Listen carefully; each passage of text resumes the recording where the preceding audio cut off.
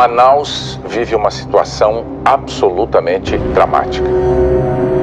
Este é o leito clínico do Hospital Estadual João Lúcio Pereira Machado. Na UTI, o cenário é o mesmo. Todas as vagas ocupadas por pacientes com Covid-19. Pacientes em enfermarias lotadas. Um aumento explosivo do número de casos de Covid. Caos completo. E os hospitais públicos estão com mais de 90% de taxa de ocupação de leitos de UTI. E faltou, e não tem. Se você for lá, você vai ver a condição crítica, que as pessoas estão morrendo. A situação caótica da saúde do estado do Amazonas se espalhou por todas as unidades. Pela manhã, no SPA da Redenção, o desespero dos familiares dos pacientes internados é alarmante. O vídeo de celular mostra pacientes de uma clínica pública recebendo atendimento no chão. Paciente dormindo no chão, foram no chão. E a enfermeira pode fazer, estão fazendo aqui no Danilo.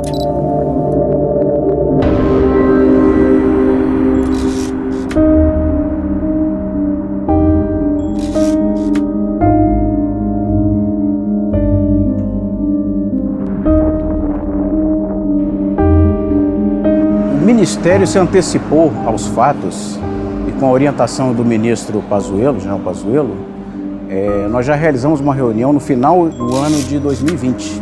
Então, mesmo antes de qualquer alerta, quando nós tivemos informações de que estava havendo um aumento nas internações e na ocorrência de casos de Covid em Manaus, o ministro ele fez uma reunião com todos os secretários, com toda a equipe de técnicos, e no dia 28, nós já fizemos uma reunião com o secretário de saúde do estado do Amazonas, com o secretário municipal de saúde. Eu lembro que logo no final de 2020, ele reuniu todo mundo e falou, olha, a região, considerando o histórico da pandemia, que começou tudo por lá, a região é frágil, vamos traçar um plano de ação, vamos fazer um diagnóstico. O general Pazuello formou uma equipe, onde a doutora Mayra era chefe e pediu para ir para Manaus. Ela levou alguns profissionais, fizeram um levantamento situacional da área e viu que tinham vários problemas voltados para a saúde. Um problema grave de saúde no Amazonas como um todo, mas principalmente em Manaus. Chegando lá, ela confirmou muitos dos fatos, né, e a própria situação que o então ministro Pazuello entendia estar ali diante de nós.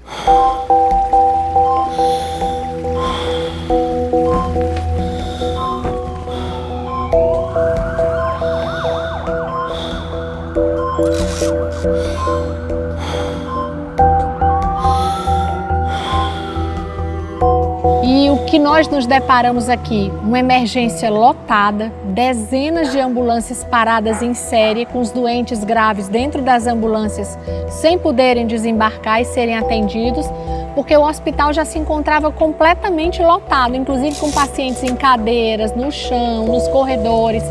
Os médicos desesperados, exaustos, porque eles não conseguiam sequer parar para ir ao banheiro, para tomar água, para fazer uma refeição durante o dia, dada a quantidade enorme de pacientes que chegavam graves. Do lado de fora do hospital, construíram uma tenda precária. O dia, naquela época, estava muito quente, então era um calor de 40 graus. Para quem conhece Manaus sabe o que é isso, no mês de janeiro. E pessoas amontoadas em cadeiras, também no chão, pessoas idosas misturadas com jovens, pessoas que não tinham Covid com pessoas com Covid. Então a situação epidemiológica é completamente desfavorável. Nós encontramos médicos chorando, enfermeiras chorando, pedindo socorro, dizendo que eles iam embora. Um cenário de guerra que a gente jamais vai esquecer.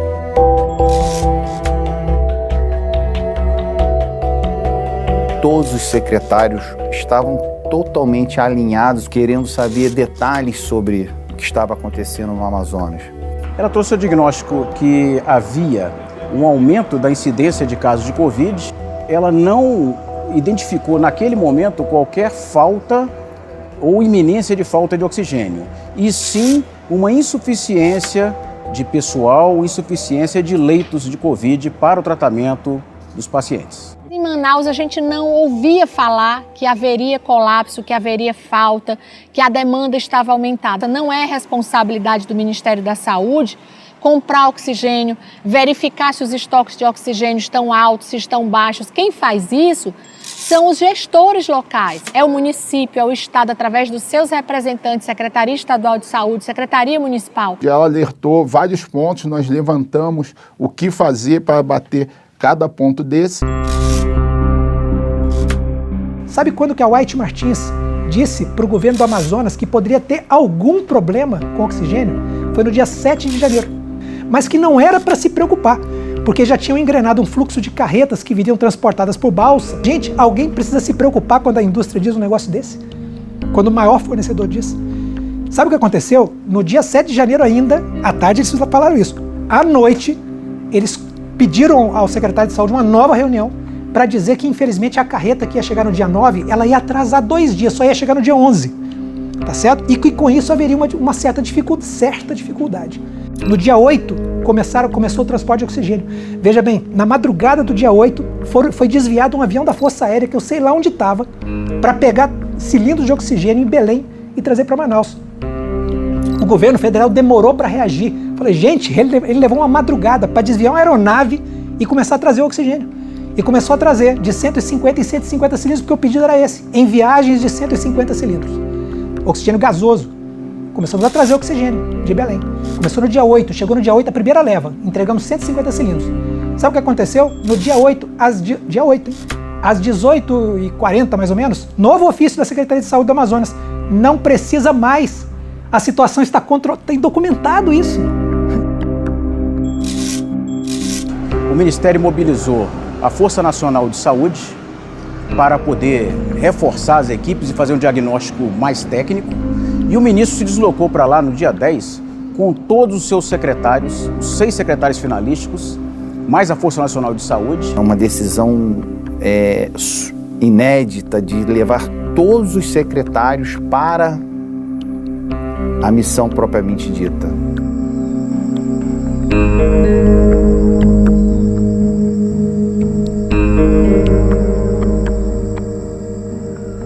No dia 11, a gente já começou a fazer reconhecimento dos hospitais.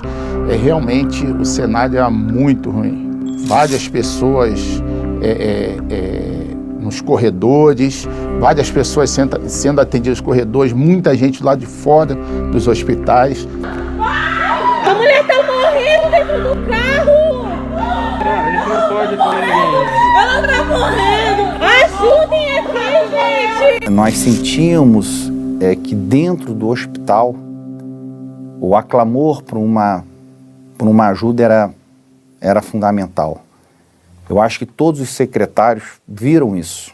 Estavam todos os hospitais lotados, todas as UTIs lotadas. Eu, minha irmã, minha esposa começaram a procurar um hospital para mim poder me internar. Fomos em vários hospitais e não conseguimos encontrar vaga nenhuma. Na realidade, nós víamos filas imensas. Não tinha mais vaga, não tinha vaga em lugar nenhum. Eu consegui me internar numa ala que não era específico para a Covid. Eu estava deitado num leito infantil. Era o único lugar que tinha. Nós tivemos maternidade, hospital de câncer com pacientes com Covid sendo colocados em leitos de hospital de câncer, onde você tem pacientes imunodeprimidos.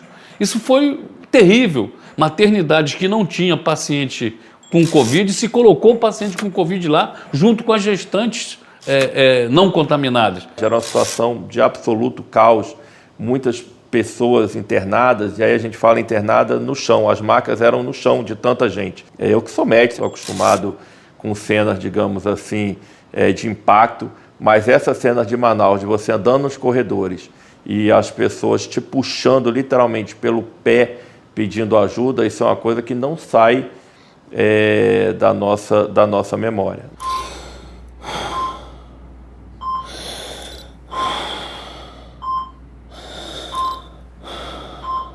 E algumas cenas marcaram a gente.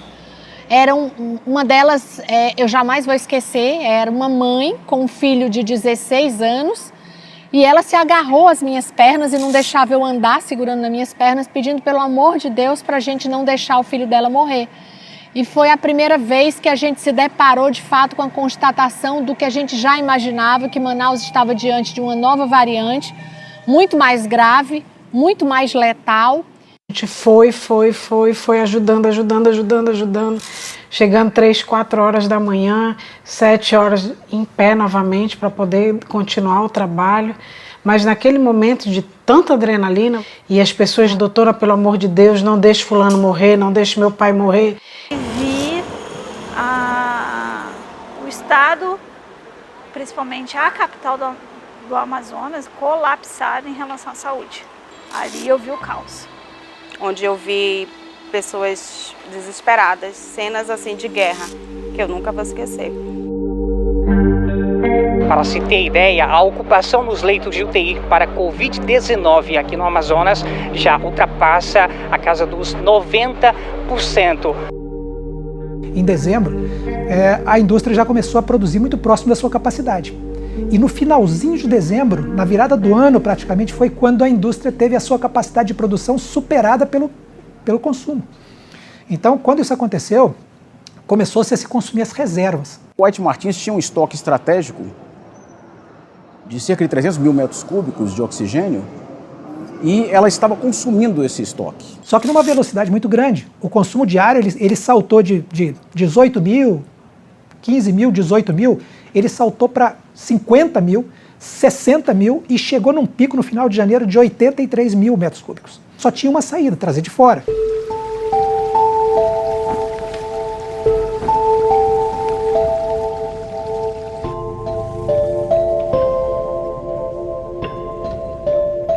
Só que no dia 11 de janeiro, a White Martins, numa reunião com o ministro Pazuello, porque ele já estava lá, chegou no dia 10. Eles solicitaram algumas coisas. Eles solicitaram alguns cilindros que estavam em São Paulo para ser transportado para Manaus, onde nós atuamos de imediato. 7h30 da manhã foi essa reunião, 11 horas, 1h da tarde, esses cilindros já estavam embarcados, vindo para Manaus. A White Martins informou para o ministro que o problema era um pouco mais sério, e que precisaria de um apoio para trazer mais oxigênio. E os cilindrozinhos não estavam dando conta. O cilindro ele rende muito pouco. Para transportar 10 kg de oxigênio, você tem que transportar 70 kg de ferro. Então, logisticamente, é um pesadelo. Você enche um avião de ferro para transportar um pouquinho de oxigênio. Muito peso e pouco oxigênio. Um avião do Exército, um Hércules, transporta em torno de 150 a 200 cilindros. Isso lá em Manaus, na época, dava para algumas horas de oxigênio. Então, a situação realmente é complicada. Então, a White Martins pediu para transportar 6 mil metros cúbicos de oxigênio líquido dentro do avião. Transporte de oxigênio líquido em avião é proibido ser feito no mundo. A aviação comercial simplesmente não faz esse transporte em lugar nenhum do mundo. Esta é uma proibição para a aviação comercial. A aviação militar não se subordina a isso aí. Então ela poderia fazer, tá certo? Mas, tecnicamente, se é proibido para a aviação comercial, deve ser muito perigoso, né? E aí a Força Aérea foi pesquisar e falou, olha, isso é coisa de maluco, tá certo? Mas como vai morrer gente, nós vamos fazer.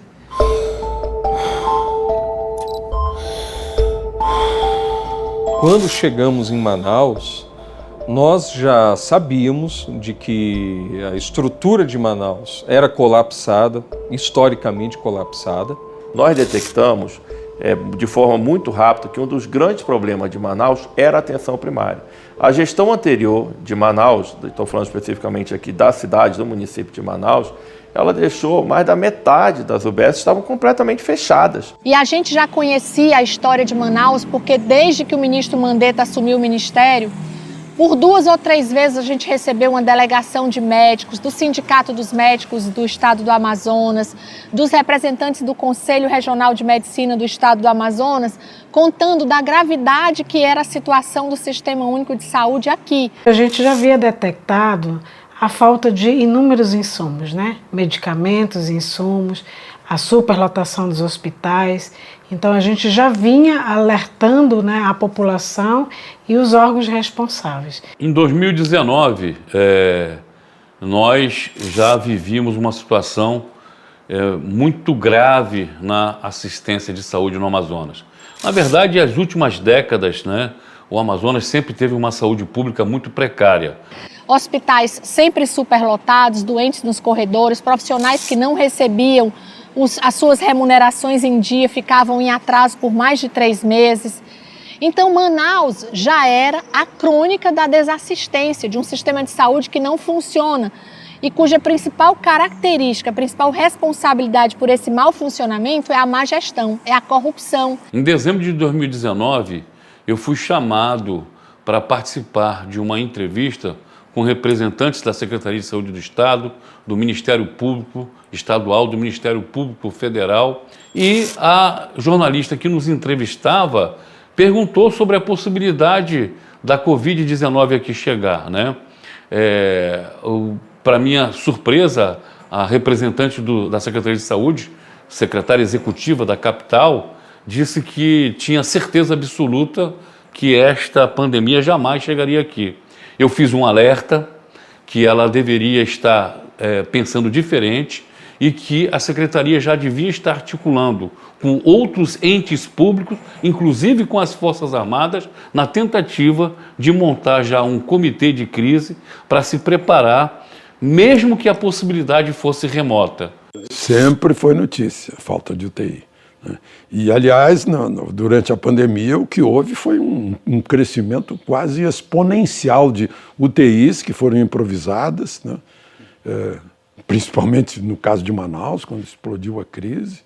A vida inteira faltou UTI. Então você tem a fila de regulação, as pessoas entram na Defensoria Pública, entram na Justiça para conseguir uma liminar. Nunca houve UTI suficiente, não era culpa da Covid, não, tá?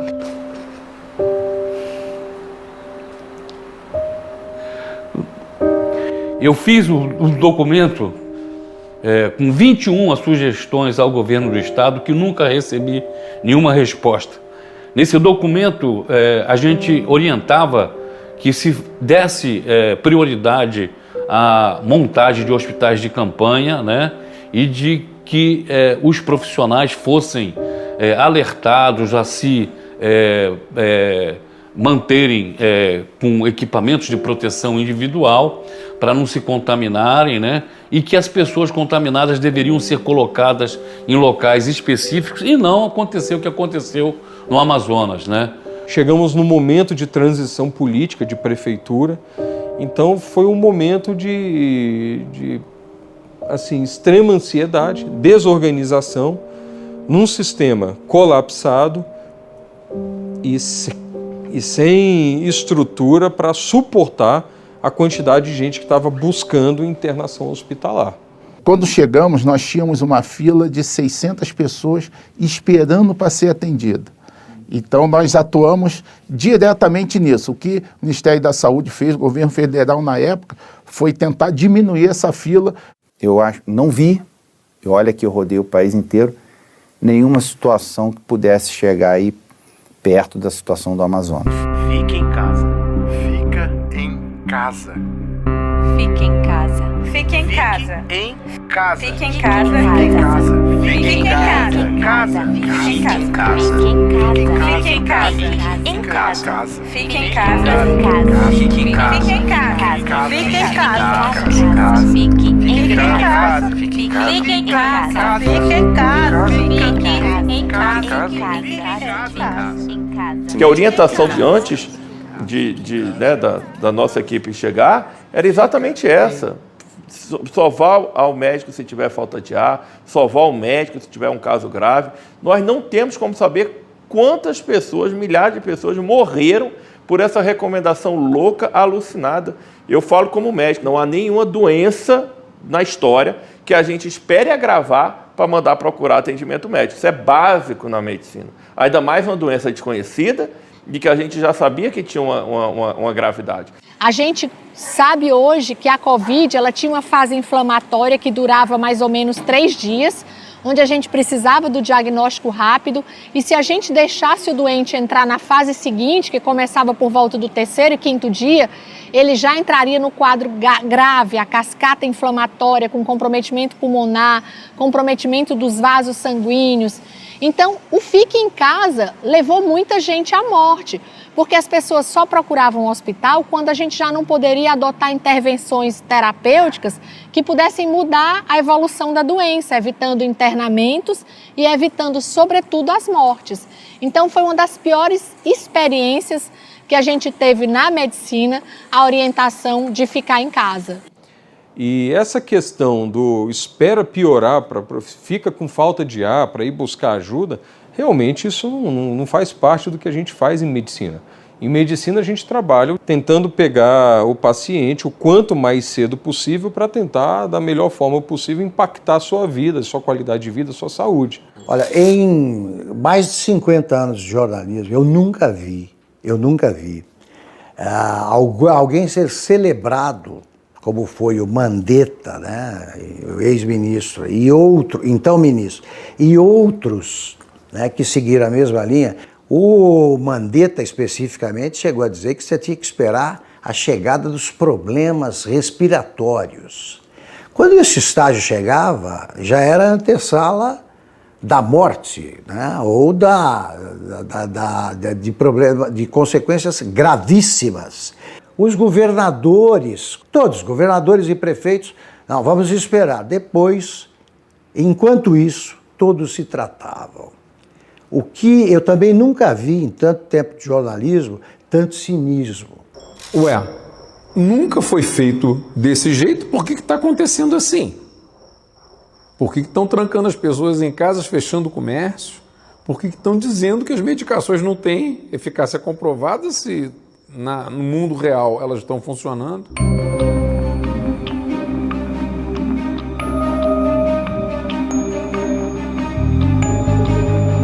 Dois hospitais de apoio e pronto-socorros em Manaus estão superlotados e só recebem casos muito graves.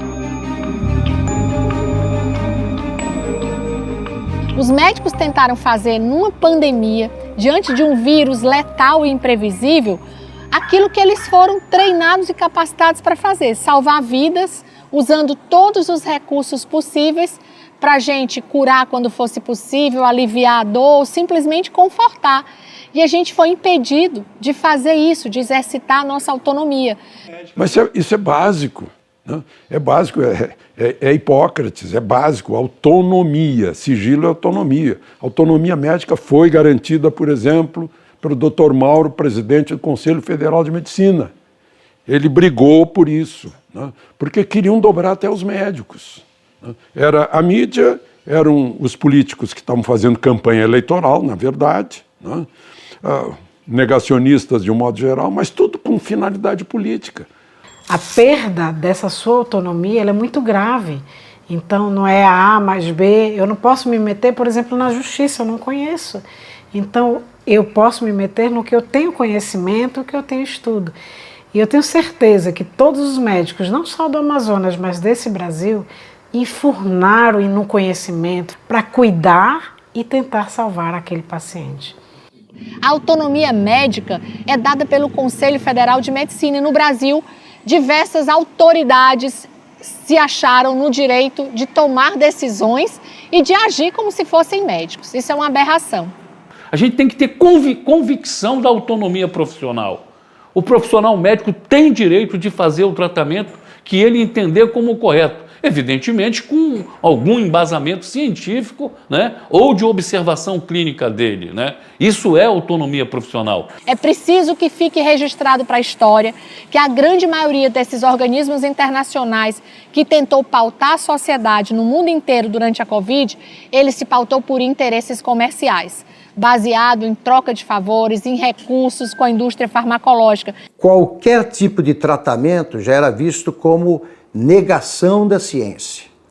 Então esse negócio de negacionismo pressupõe a existência de uma verdade única. Nunca houve em ciência. Nunca houve. A ciência vive do contraditório, da dúvida, né? Da experiência, né? Do certo e do errado. Aí escolhe, deu errado, escolhe o certo. Esse é o caminho da ciência. A ciência não é um dogma religioso, que é absoluto. Não é uma questão de fé, é uma questão de dúvida, né? Isso é a ciência. E a ciência estava experimentando. Aí os negacionistas negaram o tratamento a uma doença que é tratável. Engraçado é que numa situação de emergência sanitária internacional, de uma doença aguda, potencialmente letal e desconhecida, realmente as pessoas entraram num radicalismo de evidência científica. E não é comum na medicina todo esse esforço que foi feito para desmerecer tratamentos. A gente precisava provar que a defesa que nós fizemos, primeiro da autonomia médica e segundo do uso dos medicamentos que foram colocados como tratamento precoce, que nada mais são do que drogas com poder antiviral, que tem um poder semelhante da vacina. Boa parte da comunidade científica internacional foi impedida de continuar pesquisando essas drogas porque as pessoas passaram a ser perseguidas. Hoje a gente tem a ivermectina com um padrão ouro, provando que ela funcionou e que ela funciona para evitar que o vírus possa se multiplicar e que as pessoas possam morrer ou se internar de Covid e diversas outras drogas. Então a gente viveu esse momento de perseguição para quem prescrevia esse tipo de tratamento e hoje a gente tem a alegria de provar que esses medicamentos funcionam.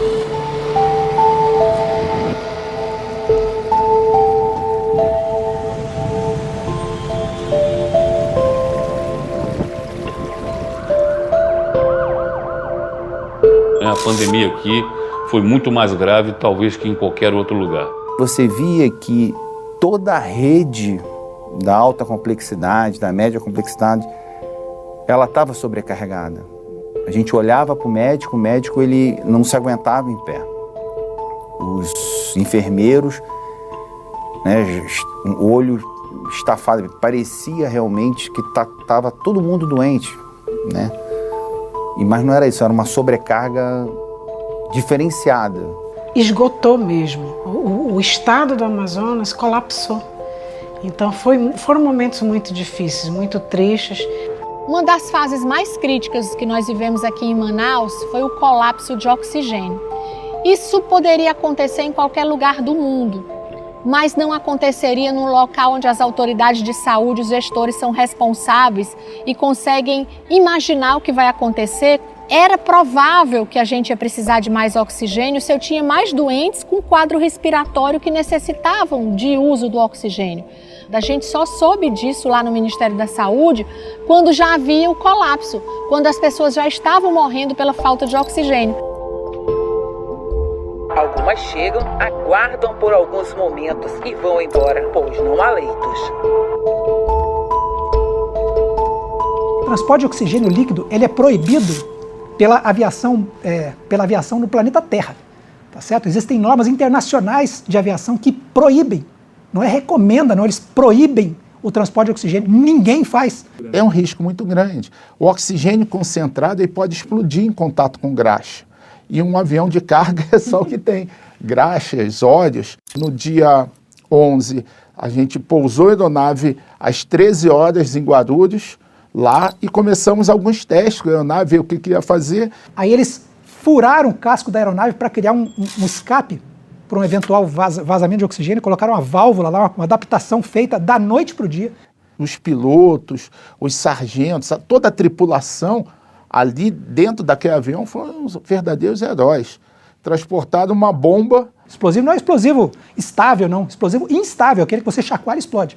Tá? Potencialmente explosivo instável. Eles foram conscientes, mas sabiam que estavam fazendo um bem maior para a população amazonense. No dia 12, chegou a primeira leva de oxigênio líquido em Manaus.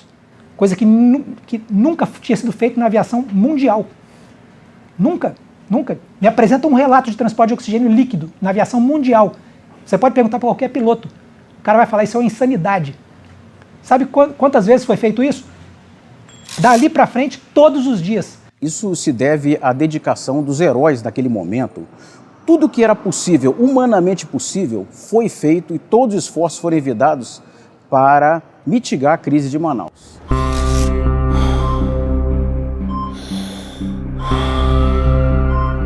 O ministro determinou: você vai abrir o máximo de leitos possível. E quando você olha para o hospital, vê aquela infraestrutura, você, vou conseguir abrir o leito. Mas quando você vai no detalhe, não é fácil aumentar um leito de UTI, não é fácil aumentar os leitos Covid. E ali nesse momento, nós verificamos que talvez eu tenha que ter uma outra alternativa para que a gente possa levar para locais em que tivesse já infraestrutura montada e não criarmos uma infraestrutura, até porque faltava tempo e o vírus, ele não perdoa em tempo.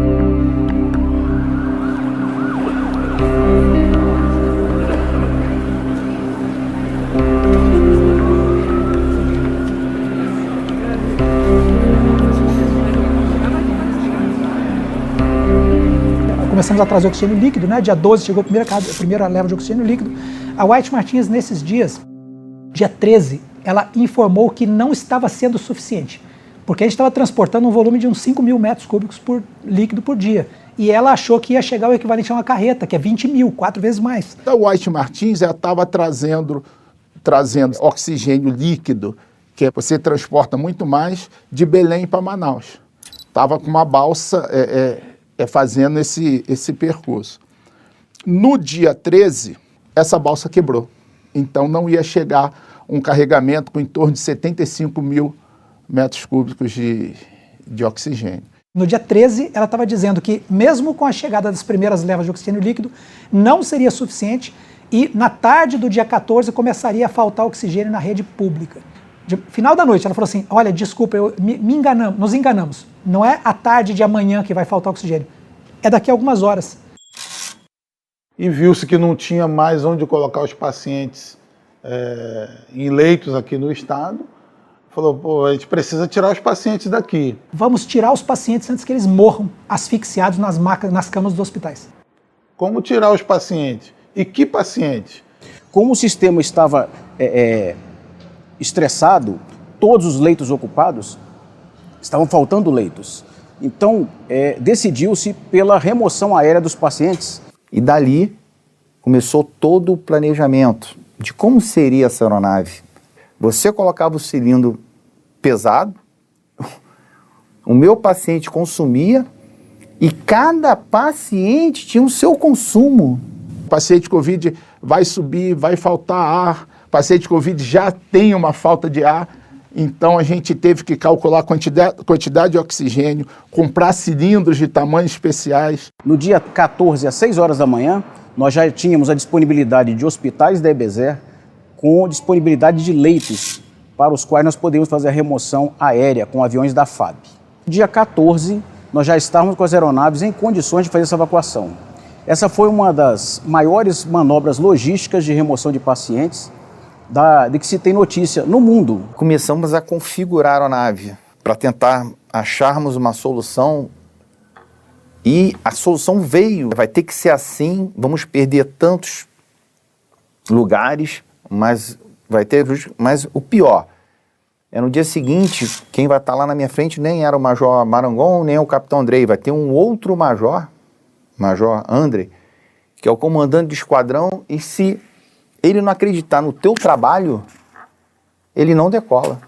Ele olhou para mim dentro da aeronave dele, né? Ele olhou, coronel, confio no senhor e eu vou decolar. Foi emocionante, porque a gente sabia eu sentia que a importância de tirar os pacientes dali. No dia 14, o avião estava pronto, adaptado, com cilindro, com tudo, para pegar os pacientes. A primeira lista de pacientes pronta. Sabe o que aconteceu? Os pacientes não quiseram embarcar. A gente não pode obrigar. Aí o Estado do Amazonas voltou para o convencimento dos pacientes. Todos os profissionais envolvidos da saúde que iam, selecionavam o paciente, chamavam a família, conversavam com a família, explicavam que lá ele não ficaria desamparado, realmente não ficava. Então a confiança neles também que a gente dava, do tipo assim, vocês precisam crer que eles vão retornar. Então também era um alívio isso para o familiar. Aí finalmente no dia 15, quando os pacientes perceberam que era isso ou ficar em Manaus sem oxigênio, tá certo? Apareceram os primeiros passageiros, aí começamos a levar. Nem todo mundo conseguia embarcar, né? Porque existia um médico que te habilitava ao aerotransporte, mas dentro da aeronave tinha um outro médico que habilitava o embarque. E eu era o fiel escudeiro dos pacientes. Mas por que, doutor, por que o senhor não quer embarcar? Não, o paciente não está estabilizando. Pacientes chegavam ali, descompensavam dentro da ambulância. Não podia ir. Já tinha que sair dali, já tinha que retornar para o hospital. Paciente entrava na aeronave e descompensava dentro da aeronave. Então tinha que tirar da aeronave e retornar para o hospital. E eu via as lágrimas, às vezes, de determinados pacientes correndo, sabe? E eu não deixava a ambulância sair enquanto que eu, meu Deus do céu, começava a rezar para que aquele paciente pudesse estabilizar, porque eu sabia da importância dele sair dali, daquele... E o que era triste para mim era ver aquela ambulância voltando com aquele paciente, sabe? E eu sabia para onde estava voltando, a situação que aquele paciente ia enfrentar, né? Bem diferente da situação que eles receberam nos outros estados. O médico, por segurança e com toda a razão, ele tinha que rejeitar o embarque. A complexidade da evacuação aeromédica fazia com que realmente fosse essa triagem toda. Olha só, aquele momento ali de colocar a pessoa no paciente e assim, você não conhecia, mas você via velhos, jovens, né, embarcando e às vezes desembarcando, quando a pessoa desembarcava descompensada. Naquele momento ali tu não tinha muito...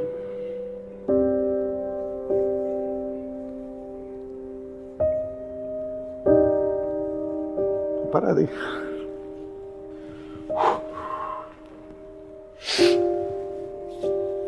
Aquela situação de gente sair, de gente não conseguir, de gente ter que retornar, né? Depois que a aeronave saía, a gente sentava ali na pista, ficava pensando e... Não era fácil não, meu amigo. Mas foi marcante, né? De você ver o olhar do paciente querendo ir, alguns, né, dizendo que não quero voltar para o hospital, é realmente, né, uma situação que marcou.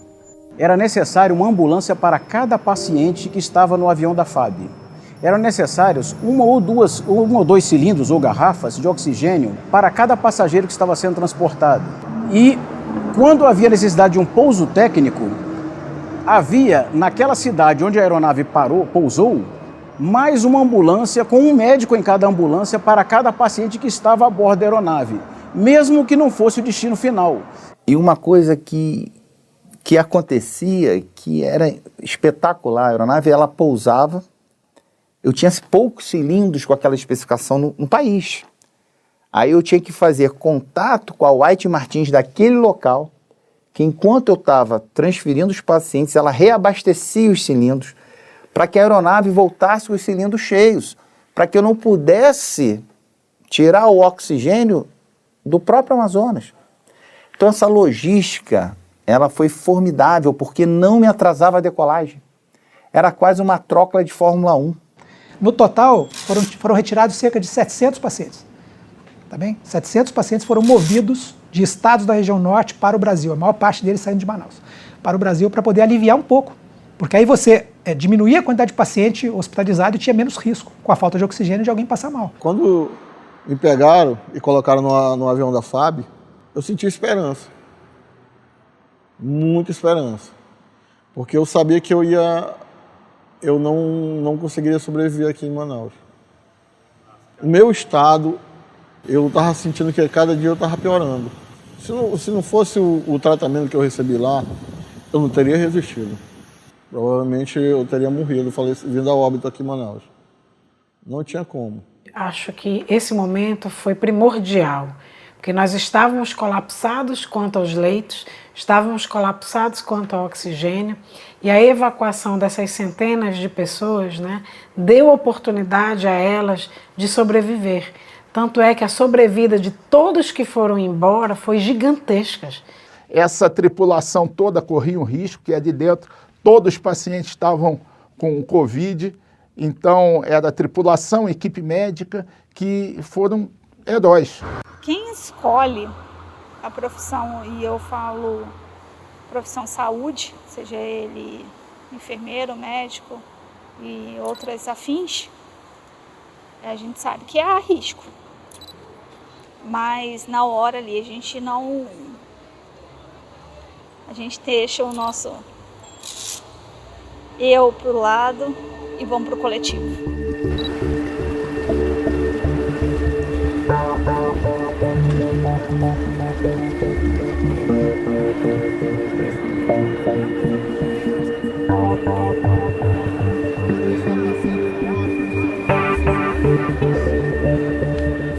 No dia 14 faltou oxigênio.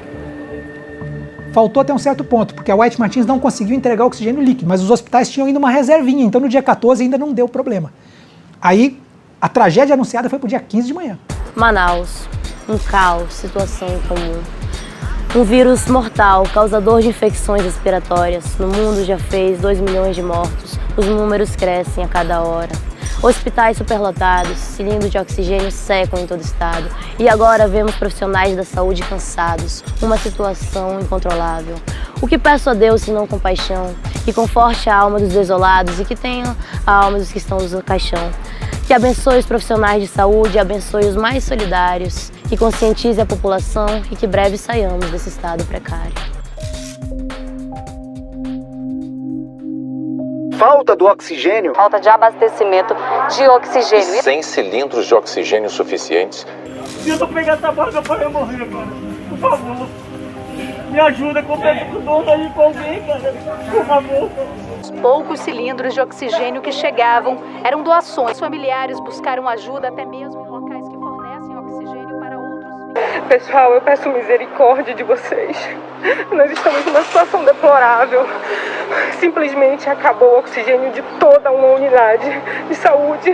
Não tem oxigênio, é muita gente morrendo. Quem tiver disponibilidade, por favor, oxigênio. Eu fui acordado com a notícia de que o Hospital Getúlio Vargas, que é um hospital que eu trabalho como médico do Hospital Universitário, preceptor de cirurgia lá, estava com as pessoas morrendo na UTI porque não tinha oxigênio, né? Então foram momentos desesperadores da gente chegar com o paciente no hospital e você não ter um bico de oxigênio para colocar aquele paciente. Então você saber que aquele paciente precisava do oxigênio para pelo menos tentar sobreviver e você não tinha essa capacidade de ofertar isso a ele. O oxigênio ele era algo tão precioso, tão almejado, né? E as pessoas queriam salvar seus entes queridos de qualquer forma, que colegas meus tiveram que fugir, né? Por conta de pessoas perseguindo as viaturas para fazer o roubo desse material, né? Porque estava todo mundo desesperado. Nós víamos filas, né? Em todos os lugares que vendiam oxigênio, nós víamos filas imensas, pessoas desesperadas nas ruas. Realmente foi desesperador, porque não havia leito nem no hospital público, não havia leito no hospital particular, nem que você tivesse dinheiro, não havia nem respiradores, não havia. Então foi uma explosão de casos. E o pior, na segunda onda, nós tivemos a variante mais agressiva, mais letal. E eu tive um impacto muito grande, que foi a chegada dos frigoríficos mortuários. Quando eu vi os corpos amontoados assim, sabe? Ali, mesmo sendo da saúde, aquilo me impactou. Pela manhã, agentes de saúde retiravam corpos enrolados em sacos plásticos da câmara frigorífica para colocá-los nas urnas funerárias. São vítimas com suspeita de terem morrido por Covid-19 que aparecem neste vídeo gravado dentro de um hospital em Manaus. Foi feito um trabalho de remanejamento de cilindros pela cidade de Manaus. Onde vai morrer gente? Ali. Onde tem cilindro sobrando? Ainda tem uns 3 ou 4 ali. Sai um carro correndo, vai lá, pega 3, 4 cilindros, leva e coloca no hospital onde vai morrer alguém. Houve ali um momento em que teve uma ameaça de que vários nenéns iam morrer, né, numa UTI lá, pediátrica, neonatal. A secretária Mayra me procurou lá, muito ansiosa, né, quase em desespero pela morte daquelas crianças. Se falta oxigênio, é claro que os bebês morrem. E a gente ficou em pânico e a gente trabalhou em 2 horas com 2 planos. O primeiro, um grupo do Ministério da Saúde, foi procurar de onde a gente poderia trazer nos aviões da FAB o oxigênio num período muito curto de tempo. E o segundo grupo, que foi gerido por mim, deveria providenciar o transporte, a logística do transporte, as aeronaves de transporte e os leitos de UTI onde esses bebês iam. Só que as pessoas não têm ideia de quão complexo é esse trabalho. A gente precisava chamar as mais de 40 mães que estavam em casa, a gente precisava fazer mais de 40 relatórios de alta, a gente precisava se certificar em quais estados do Brasil tinham leitos e a parte mais difícil, bebês recém-nascidos, eles são transportados em incubadoras. Em geral, em cada avião de transporte UTI só cabe uma incubadora. E quando a doutora Maida falou que tinha preparado a UTI e aviões para levar as crianças, eu falei, vamos levar. Agora a gente já vai preparar. Calma, Moura, calma, porque um transporte de paciente neonatal de avião é muito arriscado. A possibilidade de a gente ter um óbito aí é muito grande. Mas se precisar, a gente corre esse risco. Aí eu falei, o que a gente precisa fazer para não correr esse risco? Tem que garantir o oxigênio para eles. Aí nós reunimos todo o CICC e entramos no acordo que a gente ia garantir o oxigênio para as crianças. Eu encontrei uma corrente de solidariedade que eu também jamais vou esquecer. Donos de planos privados de saúde que diziam assim, Mayra, daqui a 30 minutos, daqui a 1 hora, daqui a 2 horas a gente vai estar com as aeronaves aí que você precisar para a gente salvar esses bebês. Em 2 horas chegou a primeira aeronave, a gente estava com a logística toda pronta, mas ao mesmo tempo a gente recebeu a notícia do general Ridalto de que a gente tinha conseguido os cilindros para não precisar transportar os bebês. Imediatamente nós contactamos a aeronáutica, que tinha um caminhão gigantesco com cilindros de oxigênio, e a gente, poucos minutos antes disso, chegaram esses caminhões da aeronáutica com diversos cilindros, e com isso a gente conseguiu evitar a morte desses bebês. E no dia 15 começou a chegar oxigênio em escala maior. A Força Aérea já tinha azeitado esse transporte, conseguiu botar um volume maior dentro das aeronaves e conseguiu despejar um pouco mais de oxigênio e começou lentamente a normalizar. Então assim que se passou o auge da crise.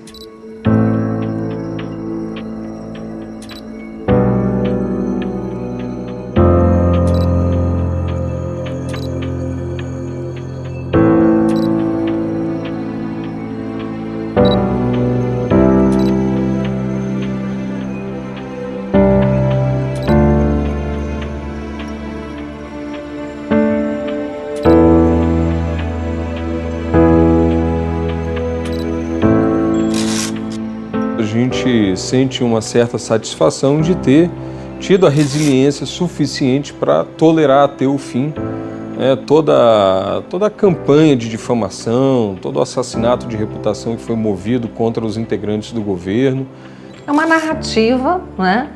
A forma como eles intitulam, nomeiam as pessoas que não se deixam comprar, não se deixam levar pelas, o que eu falei, a verdade oficial, a ciência oficial, que não admite o contraditório. Então, aquelas pessoas que dizem, né, que são favoráveis à pluralidade de ideias, elas mentem. Elas admitem a pluralidade desde que seja de acordo com o que eles pensam. Olha, boa parte da mídia deturpa o que aconteceu em Manaus. Até hoje, a mídia continua trabalhando contra o melhor interesse da informação da população. Nós ainda vivemos uma distopia midiática com relação à Covid.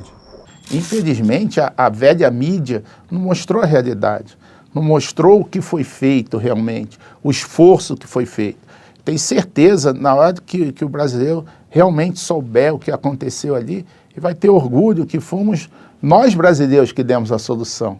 Foi nós que fizemos acontecer. O Brasil Ele foi exemplo para o mundo. A resposta que ele deu em Manaus foi uma coisa que foi exemplo para o Brasil e para o mundo. A gente aproveitou a expertise que tivemos em Manaus e aplicamos em vários outros estados. Portugal entrou em contato para saber como foi a remoção paciente Covid, que é uma remoção arriscada.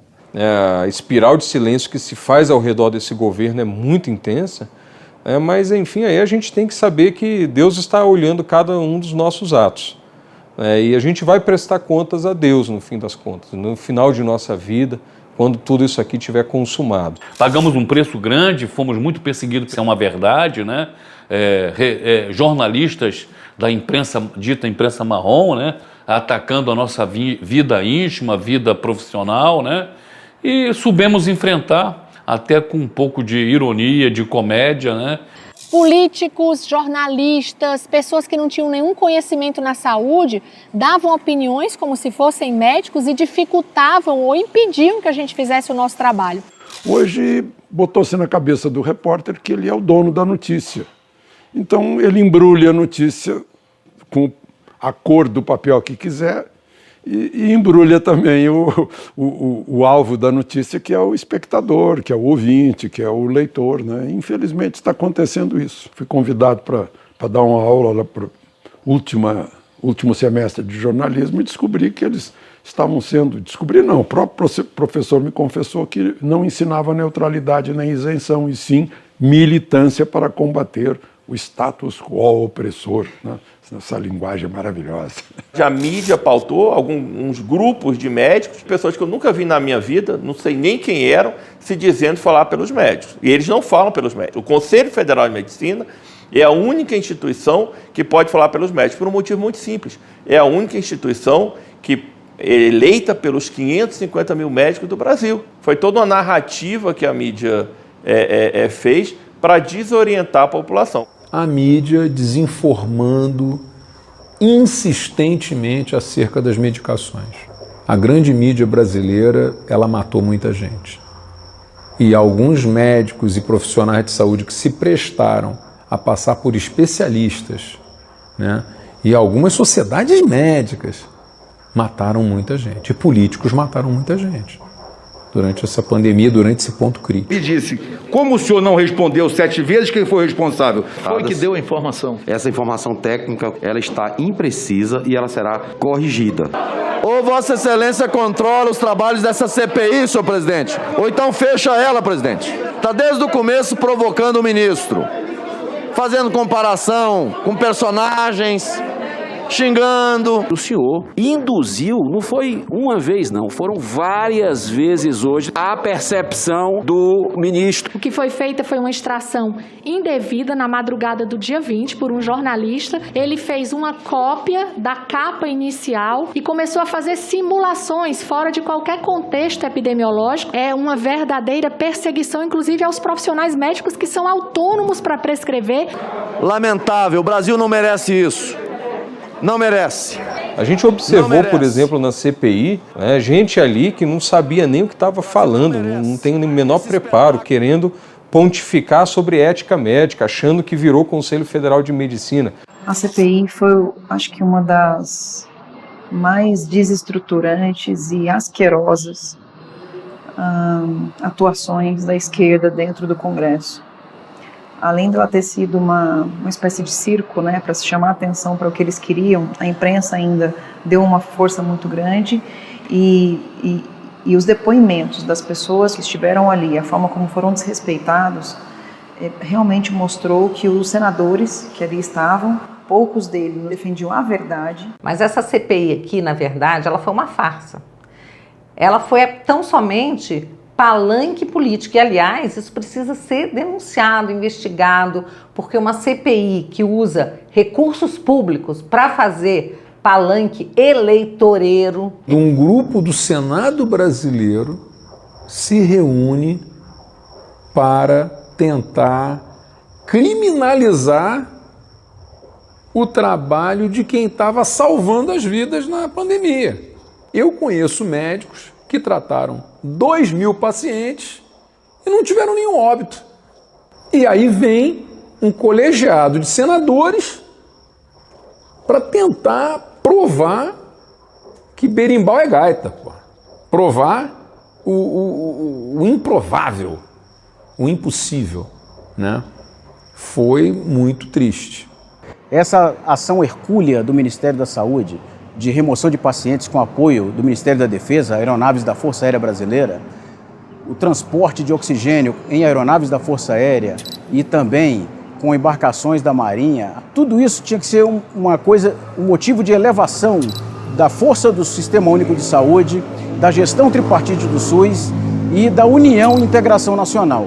E algumas afirmações, eu creio que foram levianas e serviram para desinformar a população do que realmente aconteceu e das vidas que foram salvas por esses heróis. Tiveram que atacar pessoas muito respeitáveis, médicos, cientistas, jornalistas, pessoas que trabalham na busca da verdade.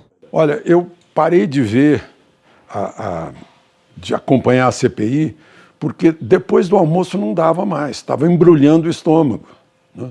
Não era uma questão de raciocínio, já era uma questão fisiológica, estava afetando a digestão da gente, né?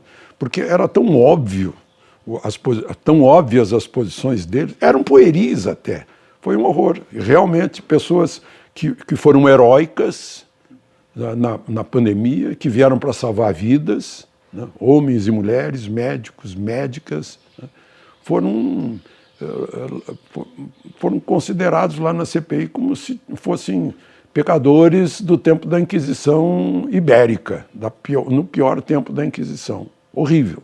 A CPI prejudicou, sim, o andamento dos trabalhos, porque ela colocou muitos médicos que estavam trabalhando numa condição de medo, numa condição de insegurança jurídica para prosseguir no trabalho. E também foi horroroso você ver um representante do povo destratando uma heroína como a doutora Anísio, uma heroína como a doutora Mayra, né? Existiam 40 óbitos domiciliares acontecendo por dia em Manaus. Na visita que esses profissionais fizeram, eles encontraram unidades fechadas com cadeados, unidades sem médicos, farmácias sem estoque algum sequer de dipirona e paracetamol, 2.000 testes reprimidos. Vossa Senhoria confirmou as informações. A informação está sendo repassada e é importante. Não, mas a informação que ela está passando é relevante para a comissão. Isso não é uma sabatina, isso é um depoimento. Mas ela está falando sobre o que aconteceu em Manaus, senador Renan. Se não interessa a Vossa Excelência, interessa aos membros da CPI. Como não? E eu fico imaginando o doutor Hélio, a doutora Mayra, ao mesmo tempo tendo que trabalhar, conduzir família e ter que pensar em CPI. Quer dizer, né, o quanto que a secretaria da doutora Mayra deixou de produzir, o quanto que o Ministério da Saúde deixou de produzir e o quanto de vidas poderiam ter sido salvas. Enquanto estávamos lá tentando salvar vidas, havia um monte de gente tentando, na verdade, destruir o governo, do quanto queria lá, o quanto pior, melhor, né? E realmente fez de tudo para inibir a divulgação de tudo que estava sendo feito, né? De todas as ações para promover um pouco mais de qualidade para as pessoas no meio dessa crise toda. O que foi levantado foi... Na CPI foi tudo rebatido muito rápido, muito fácil de ser rebatido. O que foi que aconteceu? Foi bem simples de falar, porque foi exatamente aquilo que aconteceu. Não teve nenhuma coisa encoberta. Tudo foi falado. Eu acho que só o tempo dirá o que realmente aconteceu ali, principalmente só o tempo dirá quem são os verdadeiros culpados e quem foram os verdadeiros heróis, que no final das contas ficaram ali tidos como os culpados, né? E os integrantes da CPI, juro, ninguém tem a mínima noção, mas se eles tivessem 0,01% do trabalho desenvolvido por cada um, né, isso eu falo aí em nome do general Pazuello, doutora Mayra, doutor Hélio, de todos os secretários, do secretário Arnaldo, o secretário Elcio, incansável, todos que participaram da CPI. Então, é um sentimento eu como ser humano, até de pena, porque eles não conseguem enxergar a grandiosidade que tinham atrás de cada profissional e da dedicação. Eu falo isso que ninguém me contou, eu via. É óbvio que foi muito duro lá em Manaus, foi, mas a gente viu um esforço colossal. Eles ficaram ali no front mesmo, no campo de batalha, cuidando das pessoas, ou seja, médicos que não se escondem, médicos que mostram a cara e arriscam a própria vida para estar lá cuidando das pessoas. Todo dia, quando eu acordava, a primeira coisa que eu pensava é: tô doente, não tô doente, tô bem, não tô bem, porque dava um desespero de ficar doente. Da nossa equipe, praticamente todo mundo caiu. O próprio secretário Franco, da Atenção Especializada, que é outra pessoa que merece o reconhecimento do Brasil, ele ficou bastante doente, teve que voltar num voo da FAB para ser atendido em Brasília. Então, a gente sempre tinha esse desespero de ficar doente, mas nem por isso nós largamos a missão. Diretamente eu estava ali com uma equipe pequena, mas que todos os dias ia para a pista ali, acompanhar um embarque, controlar, né, ver com a equipe da saúde se realmente ele estava indo com prontuário, confirmar nomes, para não ter problema nenhum, né? Então a gente estava ali na beira da pista o tempo todo, né? Quando não podia, porque tinha outro evento, ou para acompanhar oxigênio, ou para acompanhar alguma outra coisa em outra ação, em outro hospital. Da minha equipe, eu posso dizer que eu fui o único que não peguei Covid. Mas dos 3 que estavam mais direto ali na pista, os outros 2 pegaram. Inclusive, uma das nossas servidoras, ela foi uma das evacuadas. Ela teve que ser evacuada e pegou num estágio grave, né? Preocupante. Foi difícil. Você imagina o olhar do profissional de saúde e o olhar de paciente. E não tinha cortinas naquele momento, porque era um momento de chegada dos pacientes, até serem avaliados por todos os profissionais médicos. Aí eu via aquela angústia e eu falava: meu Deus, eu preciso não perder as esperanças, sabe? E a gente foi perdendo, porque eu vi e ouvi as pessoas indo a óbito. Aquilo ali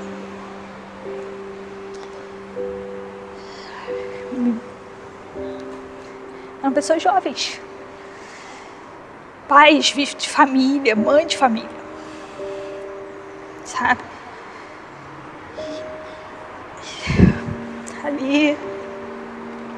Ali foi um momento de tipo assim: o que vai ser de mim se eu morrer em Uberaba? Meu pai no CTI, a minha mãe com ele. E se eu viesse a óbito, que filha única, como ser para minha família fazer o translado do meu corpo, sabe? É isso que eu na hora eu pensei, não vou mentir não. Foram meses sem ver minha mãe. Não foram momentos fáceis, mas um medo de levar doença. A gente sabia que para o idoso era muito mais fatal a doença, né? Mas estou aqui, firme e forte, fazendo sempre o nosso melhor, né? E a todos que ficaram, força. A todos que perderam seus entes queridos, força. Porque foi algo muito maior que a gente.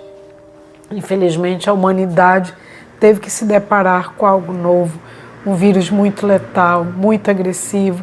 Hoje a gente já consegue manejar melhor a doença, mas não é hora ainda de baixar a guarda. Por mais normalidade que a gente esteja vendo, a gente precisa ter as precauções. Não, ao adoecer, procurar imediatamente o médico. Por vezes nós ficamos madrugada dentro, por vezes eu consegui sair de lá 10 horas, ir para casa e tentar relaxar, porque eu realmente não relaxava. A gente deitava, era para descansar o corpo, né? Mas a mente estava o tempo todo, né? E às vezes ficava lá direto, né? Virava madrugada, dependendo do evento, da atividade, não ia para casa. Então era uma rotina meio... Não era uma rotina, era sem rotina, né? Mas isso ali, naquele momento, a gente não estava muito preocupado, não. Para falar a verdade, a gente não estava preocupado com essa rotina, não. A gente queria era ver as coisas acontecerem, ver as vidas serem salvas. Por várias noites, quando eu percebi, o pessoal, pô, come alguma coisa. Eu falei, mas já está na hora, são 8 horas da noite. Eu falei, eu acho que está na hora de ter almoçado há um tempo atrás. Eu sinto que cumpri o meu dever de médico, né? Sinceramente, eu não pensava que eu ia me emocionar tanto nessa entrevista, porque já me sinto calejado, já me sinto realmente preparado para esse enfrentamento, mas num bloco só, rememorar tudo isso é complicado, né? Eu tenho orgulho porque eu fui importante, não famoso. A gente tem que ser importante, trazer importância para as pessoas. Nossa, era muito bacana, né? Quando a gente teve as primeiras curas dos pacientes que a gente levou para outro estado e eles filmavam, era emocionante, eles falando que estavam vivos, agradecendo a todo o esforço que foi feito. Quando o paciente conseguia sair da fila e era atendido, era muito bacana, porque ele estava numa fila sem assistência e tinha gente que estava em casa e nem ia para a fila, porque para que eu vou se não vou ser atendido? A gente sente o reconhecimento da população do que realmente aconteceu, foi nosso esforço e as vidas que foram salvas. Infelizmente, não conseguimos salvar todas. Nós perdemos alguns dos pacientes evacuados. A pandemia, essa doença é muito traiçoeira, e infelizmente nós perdemos alguns pacientes. Sentimento de alegria. A gente esteve aqui num período em que nós não víamos ninguém nas ruas. Todas as pessoas estavam reclusas em casa, com medo, assustadas, enquanto a gente trabalhava incansavelmente. A gente voltava para casa, muitas vezes nem tinha o que comer, porque o hotel já tinha encerrado a cozinha, mas a gente estava trabalhando para salvar vidas. E é bom saber que a gente é parte dessa volta ao normal que hoje vive Manaus e que vive o Brasil. Que as pessoas estão perdendo o medo, que as pessoas voltaram a andar nas ruas sem máscaras, que a vida está voltando ao normal.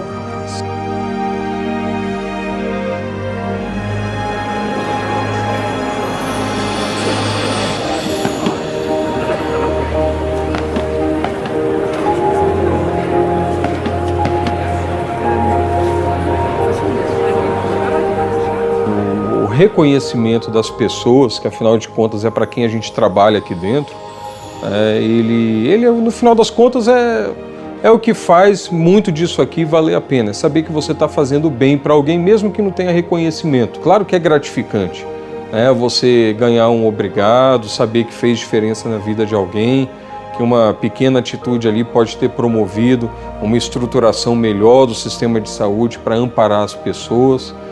Então, é claro que isso satisfaz, isso ajuda um pouco a erguer a cabeça e seguir em frente. Eu vi o depoimento das pessoas falando, então isso é muito bacana. E não é para mim, é para todo mundo que trabalhou.